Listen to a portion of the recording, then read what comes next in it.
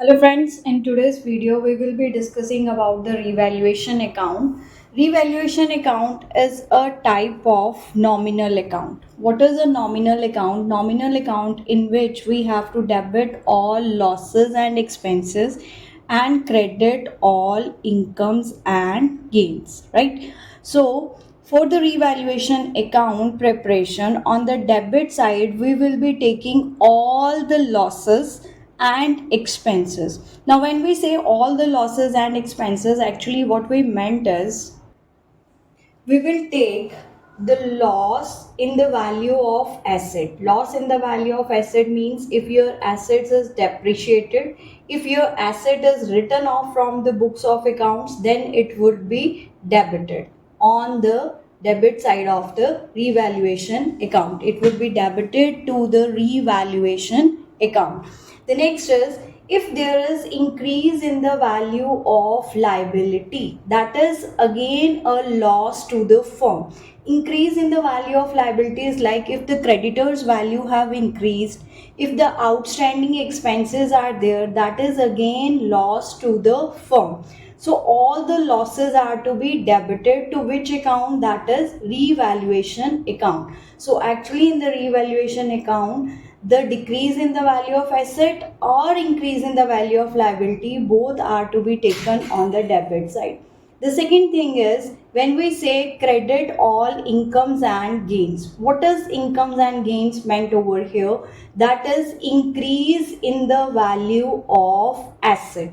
When your assets are appreciated, when your hidden assets are found in the firm, they are to be credited. They are credited to the revaluation account. Then if there is decrease in the value of liability, now what is decrease in the value of liability? That is your creditors are written back means you don't need to make a payment for that much value of creditors. That would also go on the credit side of revaluation account. After making settlement of your revaluation account for the credit items are greater than debit items, then it would show profit, which would be transferred to old partners. And if your debit side is greater than the values on the credit side, then it would show loss. That loss would also be transferred to the old partners here. Okay, so now coming along, what other questions are related to the revaluation account? What is the another name for the revaluation account is? That is profit and loss adjustment account. Then to remember these things, what is to go on the debit side of the account or what is to go on the credit side of the revaluation account?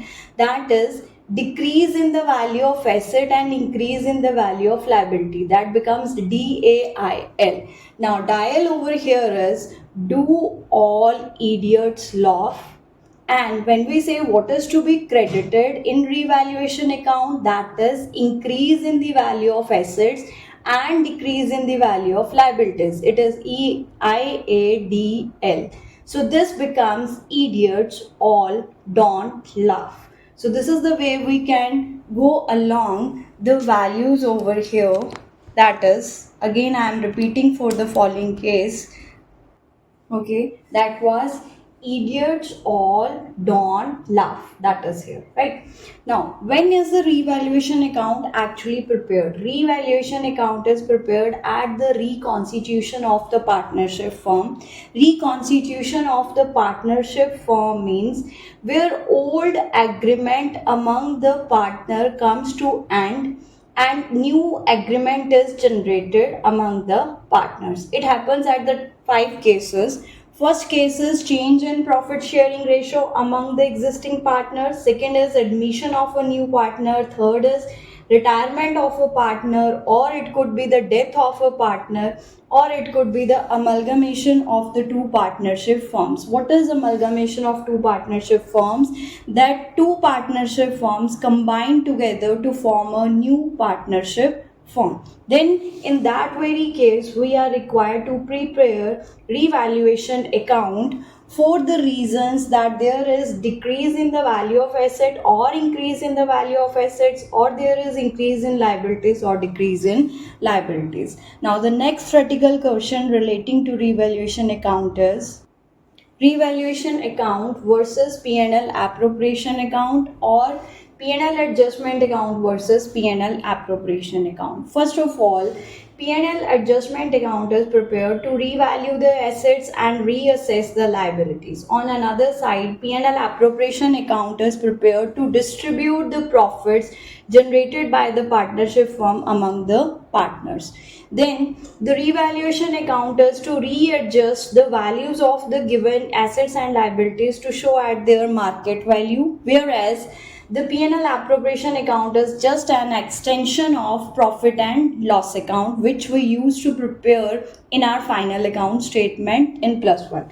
Then the revaluation account is to show accuracy in the financial reporting, and whereas P&L appropriation is to show the accurate appropriation of the profits among the different partners. Okay, now the next is when we are preparing our method of fixed capital, then the profits or losses are transferred to the current accounts, and if it is the fluctuating capital method is followed, then profits or losses are transferred to the capital accounts of the existing partners, that is old partners. The revaluation accounts profit or loss would only be adjusted among the old partners in the firm and not among any change. The changes won't be considered for the transfer of profit or loss among the partners. Now let's talk about here again that in the revaluation account, as we know, assets carry debit balance. So for increase, the assets are debited in the journal, and for decrease they are credited in the journal. Now if they are to be debited, if there is appreciation, then increase in asset is shown, assets are debited to revaluation account. So when assets are given a debit, they would be shown on revaluation accounts, which side? That is credit side. On another case, if it is a depreciation, then assets value have been reduced, so that's why they would be shown on the debit side of the revaluation account. Another case, the liabilities which normally carry a credit balance, if they increase, they would be credited.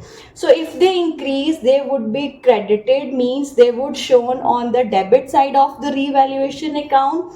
If the liabilities value have decreased, that means they need to be debited. If they need to be debited, they would be shown on the credit side of the revaluation account.